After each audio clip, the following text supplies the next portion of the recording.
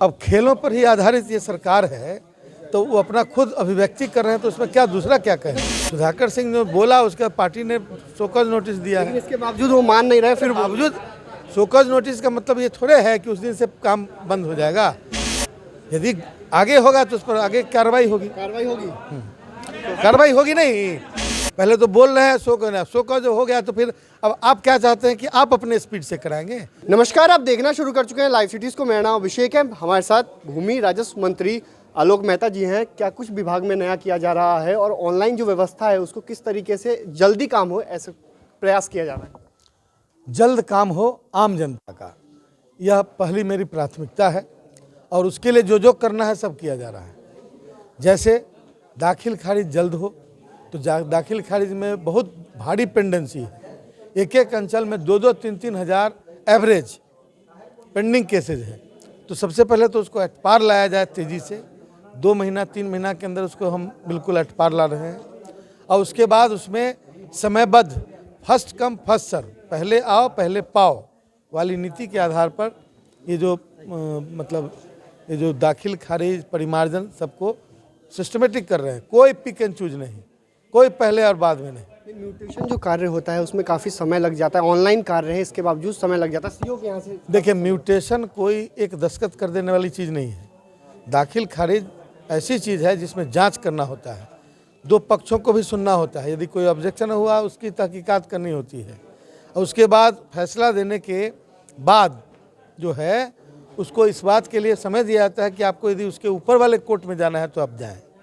तो आप इस बात को समझिए कि म्यूटेशन पहले से ही म्यूटेशन के लिए समय की सीमा निर्धारित है। मैं उसे फिर से रिव्यू करूंगा और समय की सीमा निर्धारित होगी। म्यूटेशन करके और 2 दिन में चले आइए, ऐसा नहीं होगा आगे भविष्य में।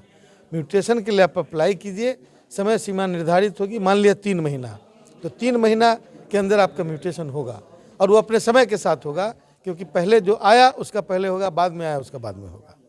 यही व्यवस्था करने का प्रयास कर रहे हैं। इससे आम आदमी का जो ये कार्य है वो सिस्टमेटिक हो जाएगा। पेंडेंसी खत्म करने का प्रयास मेरा है कि जल्द से जल्द हो और न्यायपूर्ण ढंग से हो, क्वालिटी डिस्पोजल हो, इस बात का प्रयास है। संबंधित कई समस्याएं होती हैं, लोग झगड़ा कर लेते हैं आपस में, तो इसके रोकथाम के लिए क्या प्रयास किया जा रहा है? मैंने 2 चीज़ है कि समाज में मिल्लत हो, मिल बैठ के बंटवारा कर लें तो ये ज़्यादा अच्छा है।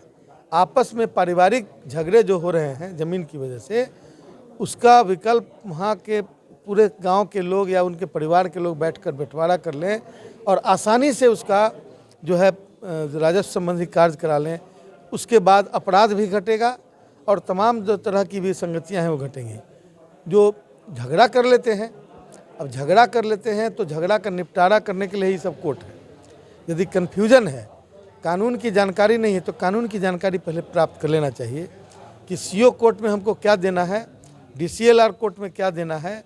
अब बहुत जानकारी के अभाव में बहुत लोग एक जगह लटके रह जाते हैं और जो गलत कार्य जहाँ कोई पदाधिकारी कर रहा है उस पर सख्त कार्रवाई का निर्देश हमारा। पटना में भी कार्रवाई हुई है। पटना ही नहीं, पूरे बिहार में 12 पदाधिकारियों पर कार्रवाई हुई है। आगे भी होगी। बिल्कुल, गलत होगा तो आगे होगी और अच्छा करने वाले को प्रशस्ति पत्र भी दिया जाए। एक और सवाल है, अमित शाह बिहार आ रहे हैं, ऐसे में बीजेपी के नेता कह रहे हैं कि खेला होने वाला है बिहार में। सरकार अब खेलों पर ही आधारित ये सरकार है तो वो अपना खुद अभिव्यक्ति कर रहे हैं, तो उसमें क्या दूसरा क्या कहें। सुधाकर सिंह को लेकर क्या करेंगे? जिस तरीके से फिर वो बयानबाजी दे रहे हैं, कार्रवाई होने की बात आ रही है, क्या लगता है सुधाकर सिंह जिस तरीके तो इसमें बोलना क्या है भाई।